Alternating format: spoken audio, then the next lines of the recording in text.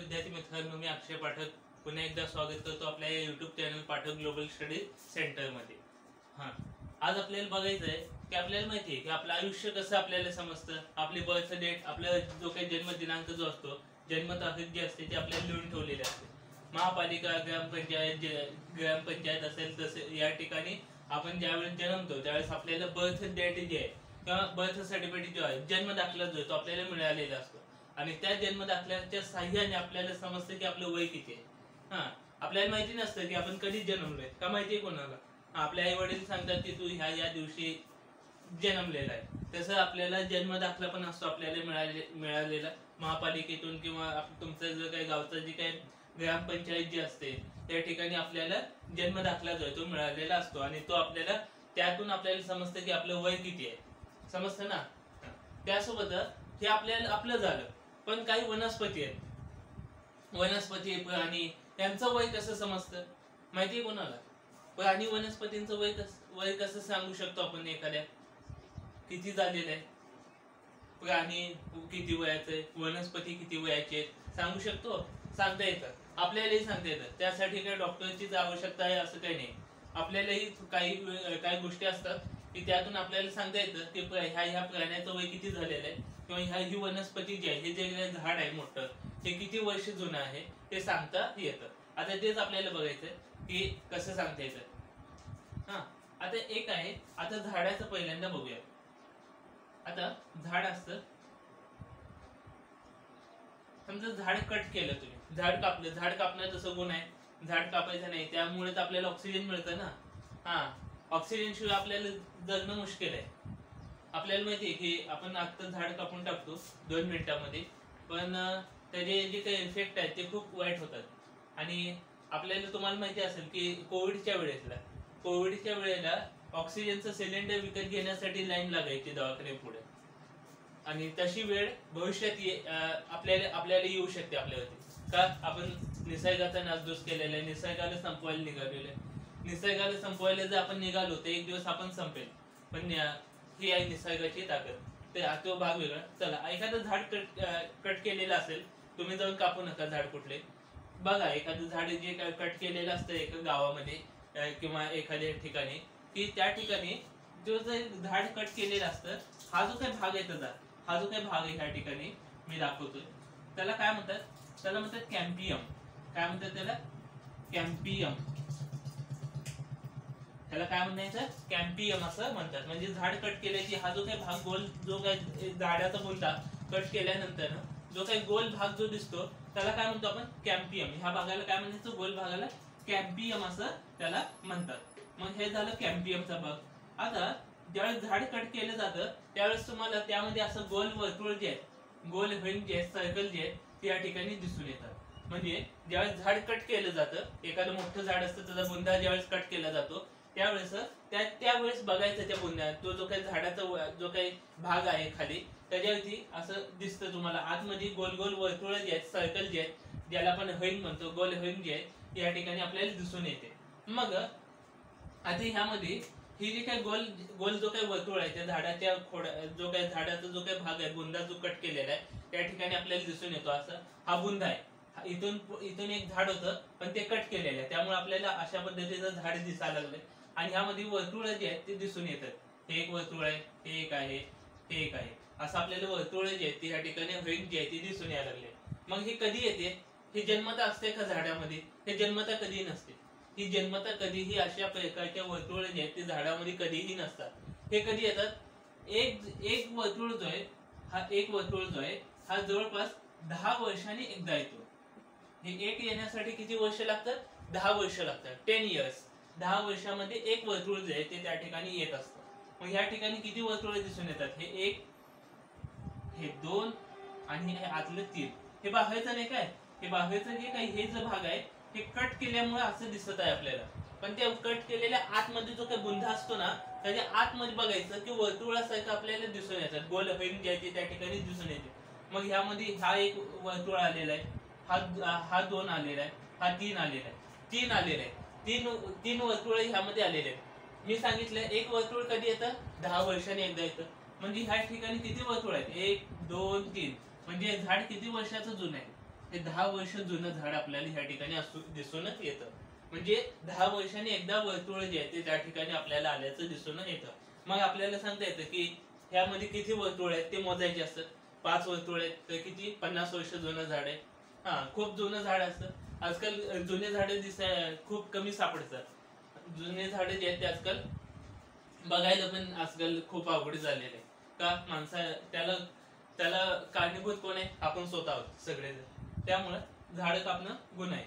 आता हे लक्षात ठेवा की एक वर्तुळ जो आहे तो 10 वर्षांनी येतो. म्हणजे 2 वर्तुळ आले म्हणजे 20 वर्ष जुनं झाड आहे. 3 वर्तुळ आले म्हणजे 30 वर्ष जुनं हे झाड आपल्याला असल्याचं दिसून येतं. अशा पद्धतीने आपल्याला झाडाचं वय जे आहे ते काढता येतं. हे आपल्याला माहिती आहे की हे देखील झाड काय सजीव आहे, त्यामुळे ह्याला देखील वय आहे. झाडाचं वय किती आहे? आता ह्या झाडाचं वय किती आहे? ह्या झाडाचं वय आपलं 30 वर्षाचं हे झाड आपल्याला असल्याचं दिसून येतं. समजलं झाडाचं वय कसं काढतात? त्या पद्धतीने प्राण्यांचं वय काढलं जातं. जे काही प्राणी असतात ॲनिमल्स यांचं पण वय जे आहे ते आपल्याला काढता येतं. पण आता त्यांना कुठं बघायचं, कसं काढायचं ॲनिमलचं वय? आपण सांगतो की किती वर्ष जगते एखादं, आपल्याला माहिती असतं की साधारणतः आपण बागेत गेलो ना त्या ठिकाणी लिहिलेलं असतं की हा प्राणी जो हत्ती जो आहे तो 70 ते 80 वर्ष जगेल. कासव जो आहे तो 150 ते 200 वर्ष जगू शकतो, असं त्या ठिकाणी लिहिलेलं असतं. त्या अंदाजे असतं. म्हणजे असं नाही की तिथे लिहिलेलं आहे कासव 150 वर्ष ते 200 वर्ष जगू शकतो म्हणजे त्या ठिकाणी असलेलं कासव 150 वर्षाचं आहे असं नाही. त्याचं जे काही लाईफ लाईन ज्याला म्हणतो आपण ती त्या ठिकाणी लिहिलेली असते. पण त्या त्या प्राण्याचं वय जे ॲनिमलचं वय किती आहे हे काढण्याची पण एक पद्धत अशीच. आता आपल्याला माहिती आहे, पहिल्यांदा बघूया ज्या प्राण्यांना शिंग असतात. शिंग सगळ्यालाच नसतात. शिंग असलेले काही प्राणी आहेत.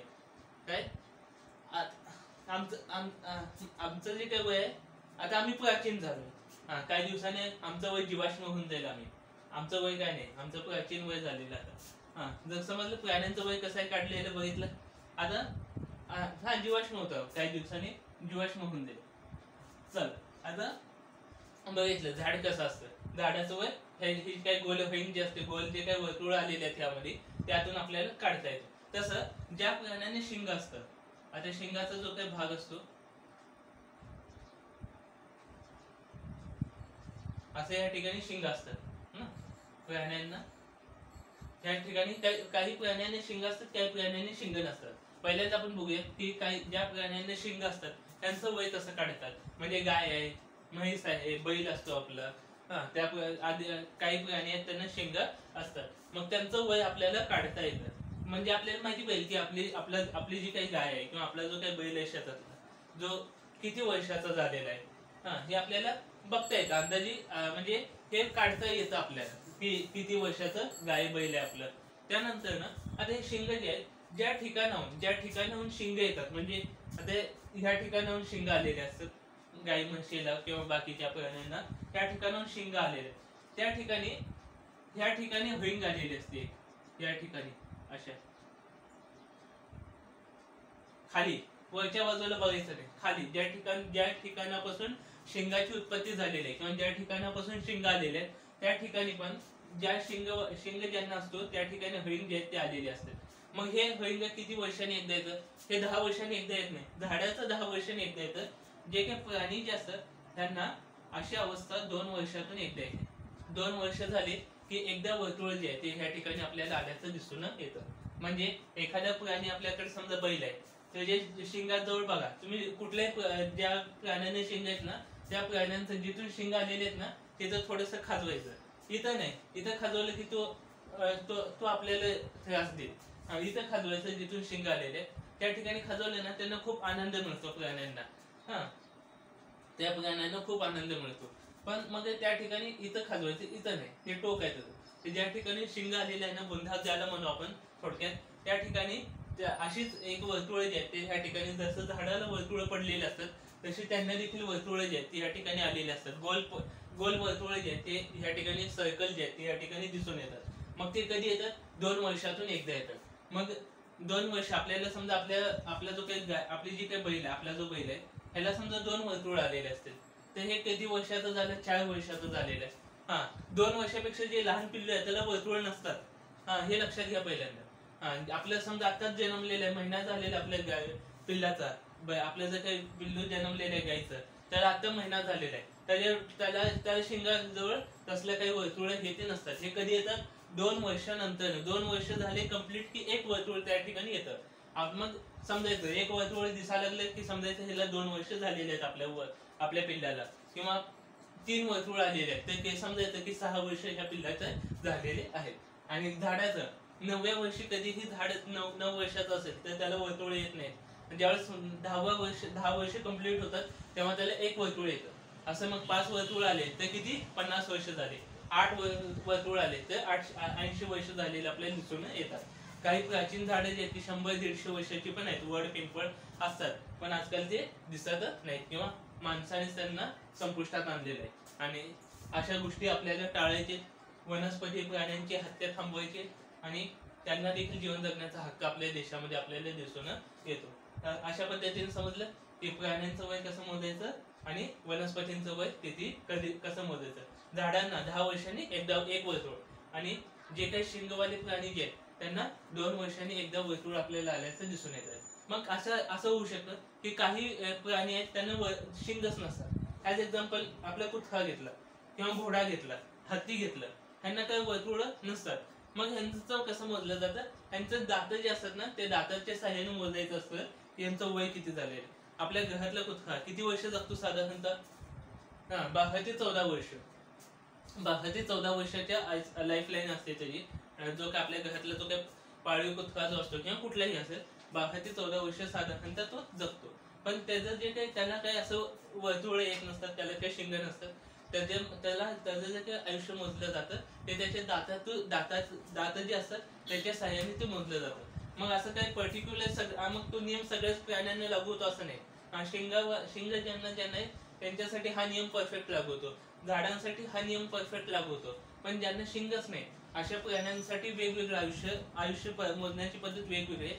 त्यांना दात जे आहेत ते काही प्राणी जे असतात ते शाकाहारी असतात, काही मांसाहारी प्राणी असतात. त्यांचं आयुष्य वेगवेगळ्या पद्धतीने मोजलं जातं. समजलं कशा प्राणी आणि वनस्पतींचं आपल्याला वय जे आहे ते काढता येतं. असेच नवीन व्हिडिओ पाहण्यासाठी पाठक ग्लोबल स्टडी सेंटरला आजच सबस्क्राईब करून ठेवा. ज्यामुळे अशी महत्त्वाची पूर्ण माहिती, हे विज्ञानाचा टॉपिक आहे, ह्याला माहिती पाहिजे की कॅम्पियम कशाला म्हणतात. हा जो काही बुंधा जो असतो झाडाचा, त्याचा जो काही भाग आहे त्याला कॅम्पियम असं म्हणतात. ह्या गोष्टी लक्षात यायला पाहिजे. असेच नवीन व्हिडिओ पाहण्यासाठी पाठक ग्लोबल स्टडी सेंटर हे आपल्या युट्यूब चॅनलला सबस्क्राईब करून ठेवा आणि व्हिडिओ जास्तीत जास्त मुलांना शेअर करा. त्यामुळे त्यांनाही वेगवेगळ्या ज्या काही स्पर्धा परीक्षा आहेत त्यासाठी अभ्यास करण्यासाठी त्यांना त्याची मदत मिळेल. आणि आपल्याच चॅनलवरती पाठक ग्लोबल स्टडी सेंटरमध्ये इकॉनॉमिक्सचा जो काही टॉपिक आहे तो फक्त हिंदीमध्ये चालू आहे. काय हिंदीमध्ये तो विषय जो तो आपण शिकवत आहे. तुम्हाला वाटत असेल मराठीमध्ये शिकवावं तर तसं कमेंट बॉक्समध्ये लिहा की इकॉनॉमिक्स हा सब्जेक्ट आम्हाला मराठीमध्ये पण शिकवा. तर आपण तो मराठीमध्ये पण तो इकॉनॉमिक्सचा जो काही टॉपिक आहे तो शिकवायला चालू करतो. त्यामुळे कमेंट बॉक्समध्ये सांगायचं की इकॉनॉमिक्स हा सब्जेक्ट तुम्हाला हिंदीमध्येच पाहिजे का मराठीमध्ये पाहिजे. धन्यवाद.